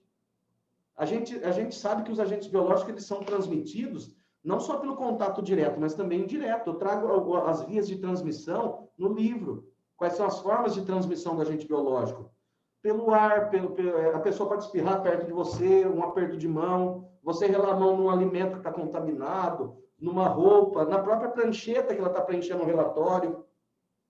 Então, não há que se falar em descaracterização da permanência o simples fato da pessoa não estar propriamente dito em contato com o agente biológico. O ambiente hospitalar ele é indiscutivelmente nocivo à saúde. É inerente à função exercida dentro do ambiente hospitalar o risco biológico. Agora nós vamos falar um pouquinho da ineficácia dos EPIs ante a exposição a agente biológico. Já falei para vocês que, em se tratando de agente cancerígeno, no caso formol e radiação ionizante, não existe também EPI eficaz, pelo menos não existe comprovação. E assim como no caso da permanência da exposição, também existe um marco inicial, a partir do qual passou a ser relevante aquela informação no PPP acerca da eficácia do EPI. Então, vamos supor que eu peguei um PPP que consta EPI eficaz. Eu vou juntar ele lá na NSS. Aí o perito vai falar, não, consta EPI eficaz, então eu não vou reconhecer como especial. Ou o juiz vai falar isso também, o NSS na contestação. Primeiro momento, eu vou quebrar a cabeça e falar, como que eu vou comprovar que esse EPI não é eficaz? Eu vou digitar lá no Google CA, o certificado de aprovação, para ver se ele condiz realmente, se ele estava no prazo de validade, se o equipamento é o adequado. Não. Primeiro de tudo, eu vou verificar tempus rest acto. Qual que era a lei vigente no momento da prestação do serviço? Se for até 2 de dezembro de 98, não há que se falar na relevância da menção acerca da eficácia do EPI no PPP. Por quê? Porque essa exigência surgiu apenas a partir de 3 de dezembro de 98, data da publicação da MP 1729, que posteriormente foi convertida na Lei 9732, e também isso está previsto, inclusive, no artigo 279, parágrafo 6º da N77. Vejam, eu falei para vocês, a IN ela é muito boazinha com o segurado. Ela tem muita coisa boa que a gente acaba não explorando. Tem que explorar muito a IN, ela traz muita informação importante. Então, se nesse caso a pessoa constou EPI eficaz, só que o trabalho foi antes de 98, de dezembro, eu vou fazer um único tópico no meu recurso administrativo, um parágrafo, no máximo 2.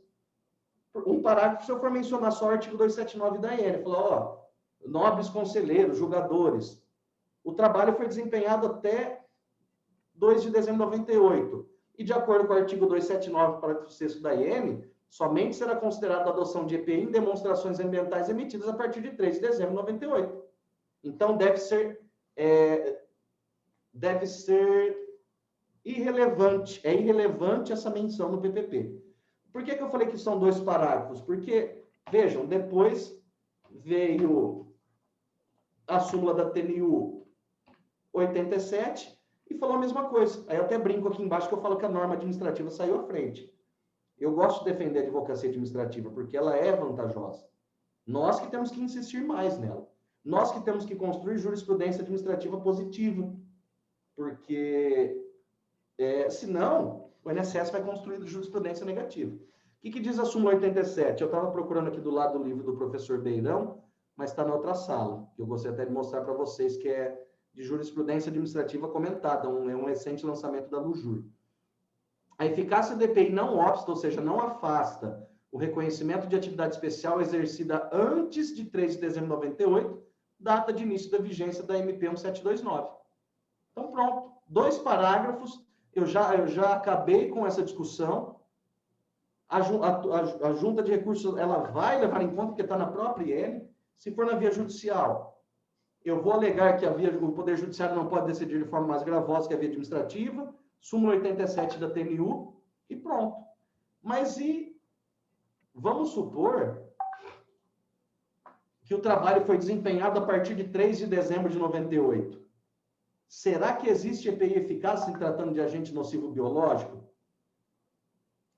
O Manual de Aposentadoria Especial do INSS, edição de 2017, ele fala o seguinte: ainda que conste EPI eficaz no PPP, deve ser reconhecido o direito ao benefício por exposição a agente biológico, desde que preenchidos os demais requisitos.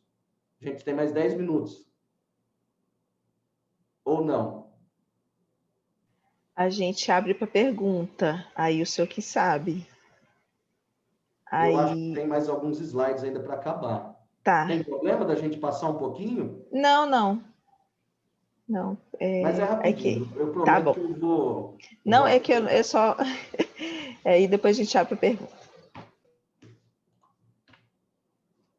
O que diz aqui o manual? Vejam, página 112. Não há constatação de EPI eficaz na atenuação desse agente. Então, o manual do INSS em 2017 dizia isso. Veio o INSS na edição de 2018 e mudou de ideia um pouquinho. Falou, ó, se comprovar que o EPI é eficaz, então pode neutralizar. Ele se contradiz, porque não trouxe nenhum estudo técnico falando que existe EPI eficaz. Mas, ainda que tenha essa edição de 2018, a Junta de Recursos está acatando nossos argumentos com base no de 2017. O STJ já sedimentou entendimento nesse sentido, os TRFs também, e a própria doutrina, o Tufi Messias Salib, ele fala que não existe EPI eficaz em se tratando de agente biológico. Deixa eu ver aqui. A gente vai conseguir falar um pouquinho, sim. Tempo especial do contribuinte individual exposto a agente biológico depois da Lei 9.032. Nós sabemos que a Lei 9.032, ela acabou com a possibilidade de enquadramento por categoria profissional.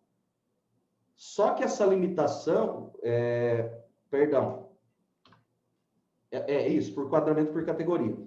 Continuou sendo possível vir lá para cá por exposição a agente nocivo, ainda que seja contribuinte individual. O decreto 3.048, ele trouxe aquela limitação, falando que só no caso de cooperado. A IN 77 veio e também trouxe isso. Como já mencionei para vocês, decreto IN não tem poder de restrição, de restringir acesso a benefício. Tanto é que a súmula 62 da TNU traz essa possibilidade. Então, ainda é possível, sim, o reconhecimento do tempo especial dos contribuintes individuais, nesse caso, por exemplo, médico, enfermeiro, dentista, técnico de radiologia, desde que comprove exposição habitual e permanente, levando em conta aquela relativização da permanência em se tratando de agente biológico. Mas nós temos uma certa mitigação da súmula 62, como eu falei para vocês, que está aqui, o tema 188, eu errei o tema. O que queria saber esse tema? Saber se o segurado contribuinte individual pode reconhecer o reconhecimento do tempo como especial após 11/12/98, mesmo na hipótese em que a exposição a agente nocivo à sua saúde ou integridade física decorreu da não utilização deliberada de EPI eficaz. Porque isso era possível de acordo com a súmula 62. Qual foi a tese firmada? Após 3 de dezembro de 98, somente será possível o reconhecimento do tempo especial do contribuinte individual se, a linha C, demonstrar com fundamento técnico de inexistência, no caso concreto, de EPI eficaz, salvo no caso de exposição a agente físico ruído, acima do limite de tolerância, e agente nocivo reconhecidamente cancerígeno. Então, no nosso caso, profissional da saúde, se ele estiver exposto a radiação ionizante e formol, é cancerígeno. Então, a gente já entra aqui na linha A. Na linha B, se for só agente biológico, a gente vai ter que comprovar com fundamento técnico a inexistência de EPI eficaz. E quais são uma das provas do tempo especial do contribuinte individual? Um laudo produzido por um médico ou engenheiro do trabalho.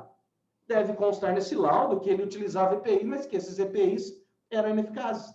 Se o próprio INSS admite no manual, o perito pode dizer isso. Ele não está mentindo. Tanto não está mentindo que a Covid-19 vem e demonstra isso. No nosso livro, a gente traz a informação: 257 mil profissionais da saúde já foram infectados no Brasil. Informação de 24 de agosto. E não sei quantos já perderam suas vidas. Cadê o EPI eficaz?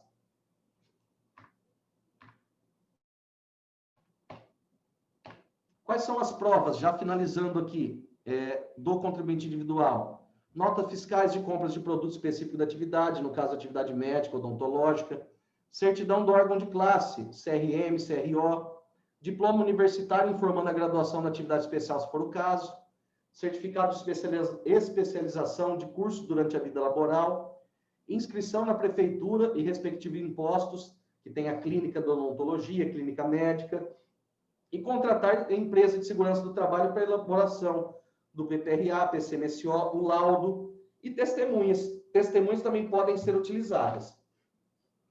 Prova pericial judicial, contrato de prestação de serviço, quando a pessoa presta um serviço no hospital. Nesse caso, o laudo será da empresa tomadora de serviço do hospital, que vai ser utilizado. Inscrição no INSS como autônomo. É importante, quando a pessoa fizer sua inscrição no INSS, que declare a atividade dela como autônomo. Que declare, por exemplo, eu sou médico autônomo. Isso ajuda na caracterização. E ficha dos pacientes atendidos. O INSS exige uma por ano. Mas se tiver mais, vamos juntar mais. É melhor sobrar do que faltar. Aí já acabou. Eu até adiantei um pouquinho aqui no final, e antes da gente abrir para pergunta, eu só gostaria de finalizar com essa frase, que todas as minhas palestras, cursos, eu gosto de mencionar: os investimentos em conhecimento geram os melhores dividendos. Muitas pessoas perguntam: professor, o direito previdenciário acabou com a reforma? Não acabou. Ele está sendo reinventado. Ele está passando por um afunilamento, só vai passar nesse funil aquela pessoa que realmente estudar, se especializar, atualizar. E todos vocês que estão aqui já estão fazendo isso, e se já não estiverem colhendo os frutos, tenho certeza que já estão, certamente logo estarão. Eu sei como é difícil a gente começar, embora eu advogue desde 2009, eu trabalhei por 9 anos como advogado empregado. Então, o meu escritório é próprio desde 2018 apenas. Então, a gente enfrenta uma batalha todo dia. Tem mês que entra dinheiro? Entra bastante. Tem mês que não entra nada, o outro também não. Só que a gente não pode desistir. A legislação está aí para ser interpretada, as normas internas estão aí para serem interpretadas também, e somos nós os verdadeiros construtores de jurisprudência. Não somos magistrados. Eles constroem de acordo com os argumentos que nós levamos até eles. E se nós não construirmos, o INSS constrói jurisprudência negativa. Eu gostaria de agradecer a presença de vocês, a participação, a paciência, porque demorou um pouquinho, né? Agradecer mais uma vez o convite da doutora Adriana, doutora Roberta, deixar aqui meu carinho, minha gratidão a todos da OAB, de Pindamonhangaba. E estou aberto a perguntas, ou se vocês quiserem também enviar por e-mail, depois eu respondo. Não tem problema nenhum, fica a critério de vocês. Professor, muito obrigada pela sua palestra. É um tema bastante interessante e com muitos detalhes, né?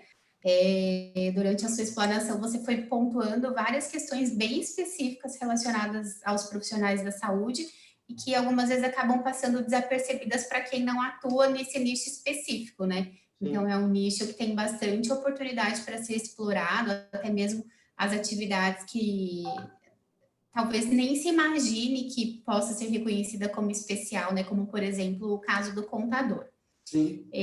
Já puxando esse gancho do contador, nós tivemos uma pergunta de uma participante que ela ficou com uma dúvida na sua fala, que o professor mencionou que nesse caso você não atuou na esfera administrativa e já foi diretamente para a judicial. Realmente aconteceu isso? E como ficou a questão do interesse de agir? Não, é que eu falei de uma forma um pouco... Eu acabei comendo umas palavras. Eu não esgotei a via administrativa, é isso que eu quis dizer. Eu fiz o requerimento administrativo, a INSS analisou, indeferiu, só que eu não quis insistir na via administrativa, porque aqui no nosso escritório, atualmente a gente só vai para a via judicial quando esgota a via administrativa, não tem jeito. Ou em caso de benefício por incapacidade, que a gente já sabe que não vai dar certo.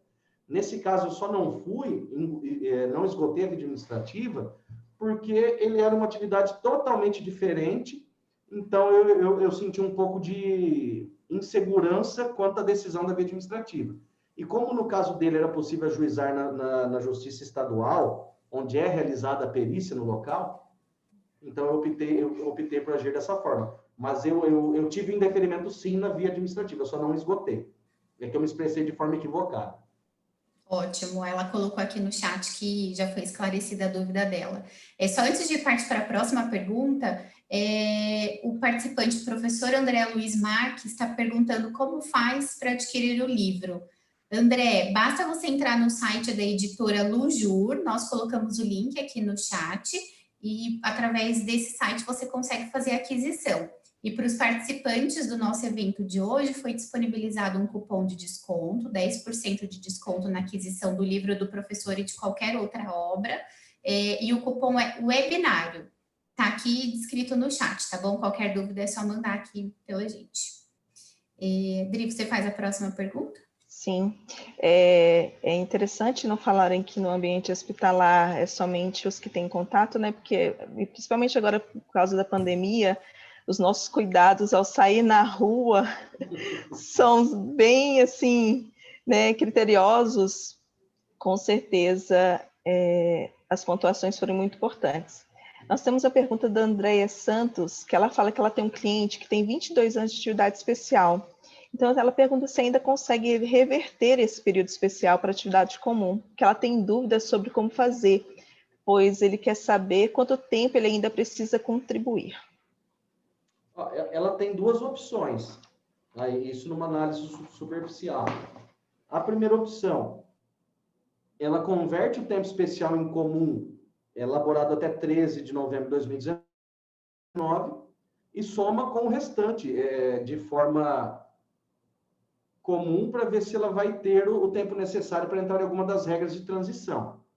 Ou ele vai ter que esperar preencher os 25 anos de tempo especial e atingir a pontuação 86.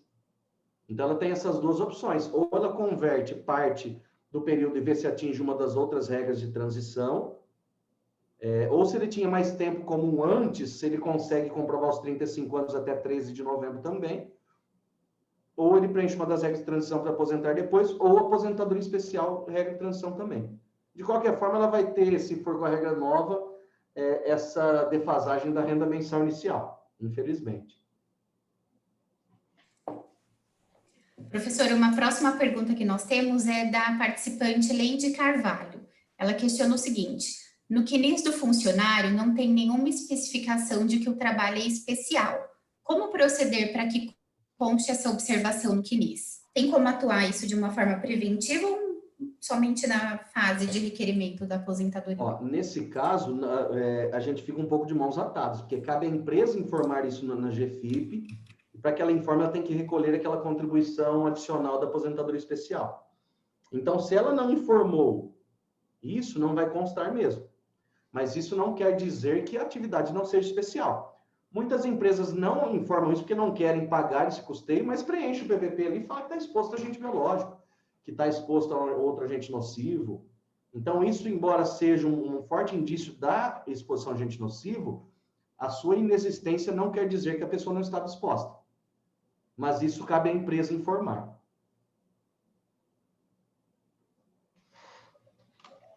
Nós temos a pergunta da participante, da Claudete Caldas. Ela pergunta se o profissional de saúde, onde parte do período trabalhou por união, na função especial, como é que pode ser feito? O tempo de serviço público pode ser reconhecido como especial? Se for aposentar no regime geral, atualmente, tem uma decisão recente do STF, salvo engano, que agora pode ser convertido o tempo de inspeção em comum do servidor público. Eu tive um caso, o contrário. A pessoa estava no regime geral e foi para o regime próprio. E eu pleitei no município aqui de Catanduva, tem regime próprio aqui, o IPMC. Eu levei a CTC, eu tomei o cuidado de pedir na CTC que constasse a condição dele de médico autônomo. E eles constaram na CTC. Então, eu levei e falei para o Instituto da Prefeitura, falei, eu quero aposentadoria especial, de acordo com a súmula 33, com base nas regras do regime geral. Não houve conversão, nada, só juntou os dois tempos, somou 25 anos e foi concedido. Eu entendo que o inverso também seja possível. Antigamente, não era possível a conversão de tempo especial em comum quando é de um regime para o outro. Mas agora foi permitido em se tratando do servidor público. Então, eu posso, por exemplo, num regime próprio, se a pessoa não tiver os 25 anos, pedir para que seja convertido o tempo especial em comum. Mas isso é muito recente. Mas eu entendo que o que ela disse, se for agora para aposentar no regime geral, poderia juntar sim. Bem interessante, professor. Uma próxima pergunta que nós temos é da Luísa. Ela gostaria de saber o seguinte: pessoa que trabalha em laboratório de análise clínica fazendo coleta tem direito à aposentadoria especial? Nós já fizemos aqui no escritório e entendemos que sim, porque ela está exposta a agente biológico, sangue, secreções, porque ela faz vários tipos de análise, não só análise, exame de sangue, outros tipos de exame também. E, além disso, está em contato com alguns agentes nocivos químicos, inclusive. Então, seria uma exposição a agente biológico e agente químico também. Tudo vai depender do que consta no PPP. Se for atividade até 28 de abril de 95, pode até tentar enquadramento por categoria profissional. Salvo engano, está no rol das atividades enquadráveis por presunção de exposição, por presunção absoluta.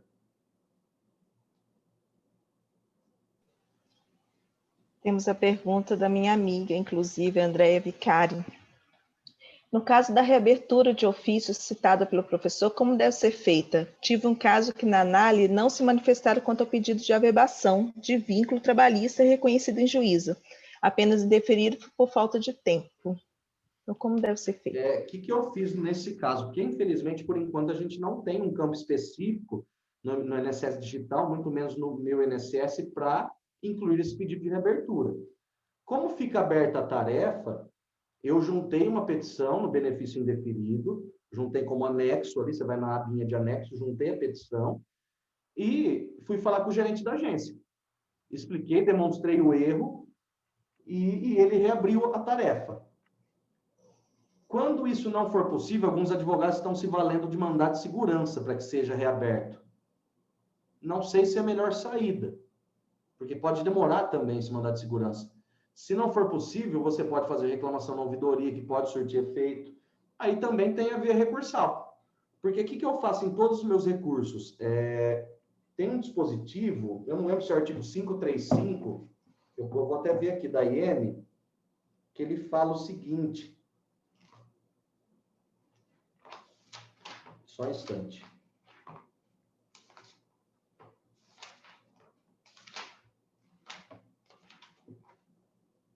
Aqui, ó.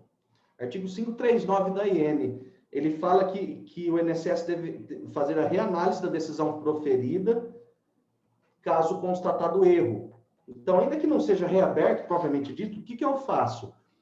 Na petição de encaminhamento do meu recurso, eu termino com esse artigo, que deverá ser feita a reanálise de acordo com se observa as folhas tal, houve erro do servidor na análise. É que atualmente o protocolo ele é eletrônico. Quando era possível através do guichê do advogado, você já mostraria ele para o servidor.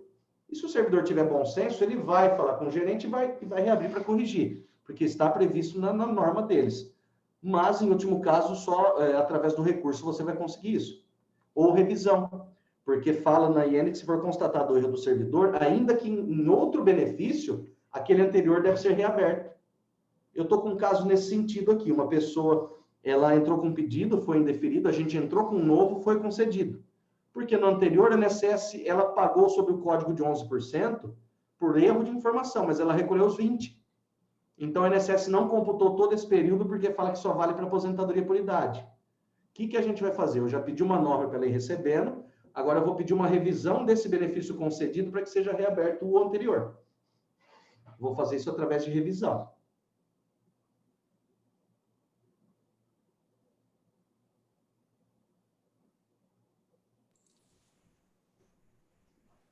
Professor, nós temos algumas outras perguntas, mas em razão do adiantado da hora, a gente não vai conseguir fazê-las.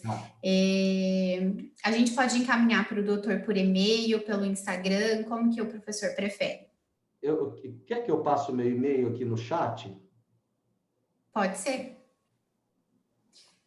Eu aproveito para fazer o convite, para convidar todos os participantes a seguir o professor Jesus nas redes sociais. O Instagram dele é @profjesusnajib, e aí, através das redes sociais, vocês também conseguem interagir por lá, certo, professor? Certo. Se tiver alguma dúvida, dá para mandar mensagem. Se eu demorar um pouquinho para responder, não é por maldade, não. Não, é normal. É que é bem corrida a nossa vida. Família, filho pequeno, mestrado, escritório, aula, e até Sim. domingo a questão política também. Então, mas vai dar tudo certo, eu respondo para vocês. E se eu não souber, eu vou pesquisar, pedir ajuda para outras pessoas e trago também a resposta depois. Ai, que legal. Muito obrigada pela sua disponibilidade. Eu que agradeço. Pessoal, vamos prosseguir no sorteio? Vamos para o sorteio, então. Vamos. Professor, eu queria... Primeiro a gente vai sortear o livro do senhor.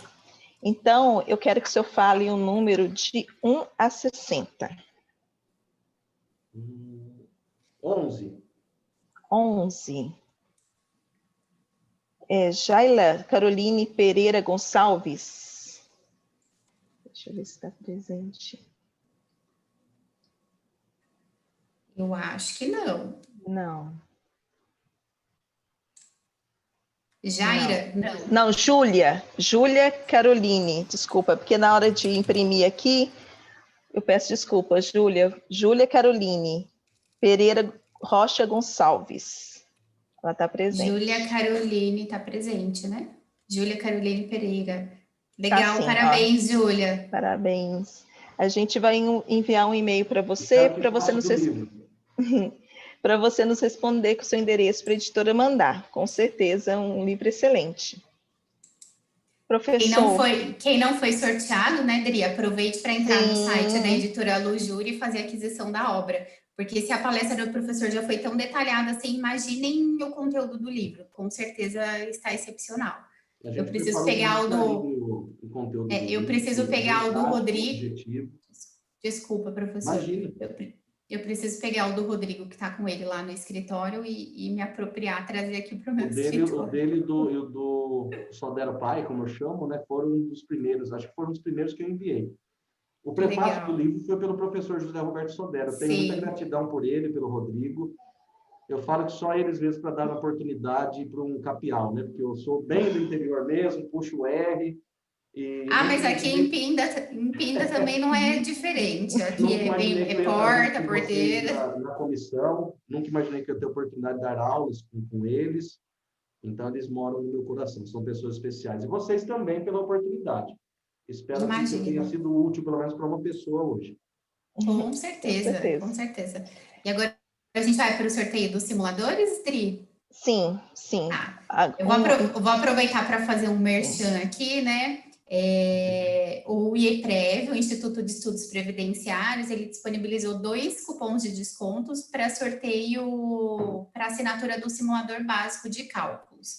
Para quem ainda não conhece esse simulador, Vale muito a pena vocês entrarem no site do IEPREV e tem a possibilidade de vocês fazerem uma assinatura gratuita por 7 dias para vocês fazerem os testes. É bem bacana, porque lá, nossa, ele super facilita a vida. Eu utilizo esse simulador aqui no escritório e ele agiliza muito, então vale super a pena. Quem tiver receoso de fazer aquisição de imediato, pelo menos conhecer o programa, fazer essa assinatura de 7 dias gratuitas e experimentar, com certeza vocês não vão se arrepender. É uma ferramenta super prática.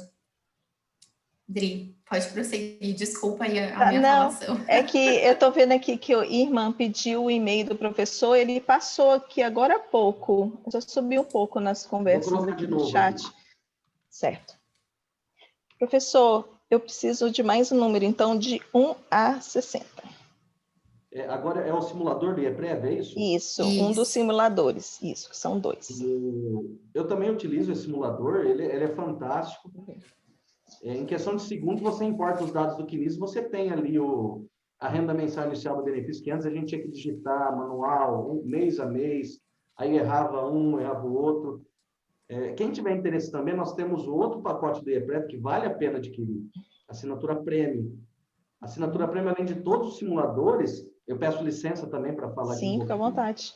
Eu também sou diretor de IEPREV, junto com o Rodrigo, o José Sodero.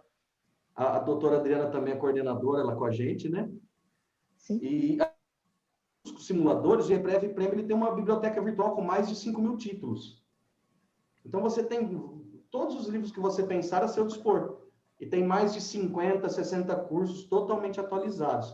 Então, um curso que você faz por mês, você já está pagando ali um cálculo que você faz. Então, o investimento é muito baixo se for levar em conta o retorno que nós temos. Um planejamento previdenciário que você faz, você já paga aí mais de uma anuidade tranquilo. Desculpa eu tomar o... Não, com certeza, eu também adoro simulador.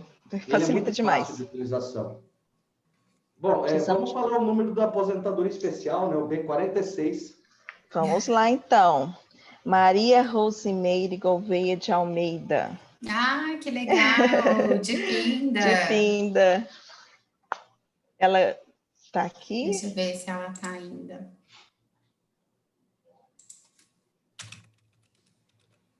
Tá sim. Está presente. Sim. Parabéns, Rosimeire. A gente vai mandar para você, então, um e-mail para confirmar todos os dados para que te dê o cupom de acesso ao simulador. Mais um número, professor. 42. 42, você está só nos... Só nos benefícios. Olha, essa, assim que entrou, falou que estava presente, mandando um abraço. Fabiane Schutz, acho que é isso, não sei se é assim que pronuncia. Neitz, não dá, mas é ela, Fabiane. Fabiane Schutz está aqui, está presente. Então, parabéns, Fabiane. Parabéns, Fabiane.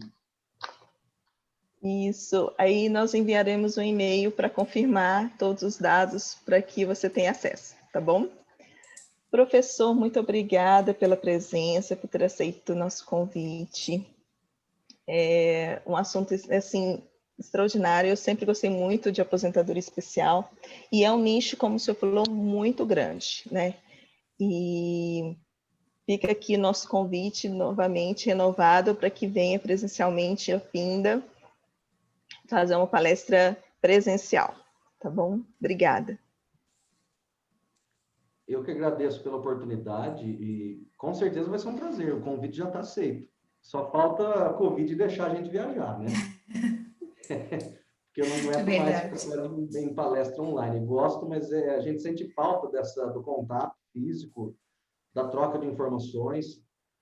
Mas vocês estão de parabéns, as duas, a OAB de Pindamonhangaba, por permitir essa possibilidade de troca de informações. Porque imagine se a gente não conseguisse isso em tempos de pandemia. Estava todo mundo pirado já, recebendo benefício por incapacidade, caso o INSS concedesse, lógico, né? Porque é difícil, mas eventos como esses nos dão força para continuar. E que vocês continuem fazendo isso, trazendo conhecimento para a advocacia. Não, eu sei que vocês não são como algumas pessoas já me disseram um dia quando eu comecei a dar aulas. Falaram que porque eu ia qualificar a concorrência. Não é qualificar, você está ajudando a construir jurisprudência positiva. E nós somos colegas, não existe cliente para todo mundo, ninguém vai tirar cliente de ninguém. Então, eu agradeço pela oportunidade e me coloco à disposição. Eu peço que o pessoal me siga nas redes sociais. E obrigado, não tem mais nem o que dizer. É muito bom estar aqui com vocês e que vocês possam vir a Catanduva também, quando a gente realizar algum evento presencial. Espero que em 2021 a gente consiga realizar. O convite já está feito também. Professor, mais uma vez, muito obrigada pela sua presença. Agradeço a presença de todos os nossos participantes. Adriana, muito obrigada. O pessoal da OAB, da Cultura e Eventos, que está nos bastidores aqui, nos auxiliando em todas as quintas-feiras. E aproveito para renovar o convite para o nosso próximo evento, quinta-feira que vem. Nós receberemos o professor João Batista Lázari. Vai ser um evento imperdível, hein? Ele vai tratar do tema A Conversão do Tempo Especial em Comum, Possibilidades e Novas Teses. Olha só, é um bracinho do tema do professor de hoje. Quero assistir também. Para fazer a inscrição, vocês já estão habituados, é só acessar a página do Simpla. Quem tiver dificuldade, pode nos acionar através do e-mail pindamonhangaba@oabsp.org.br ou então mandar uma mensagem para a gente através do Instagram. E nesse evento de quinta-feira que vem, quem vai fazer a apresentação da palestra vai ser o professor Rodrigo Sodero. Então, já estão todos convidados para a nossa próxima quinta-feira previdenciária. Tenham todos uma excelente noite. Professor, mais uma vez, muito obrigada. Boa noite. Boa noite.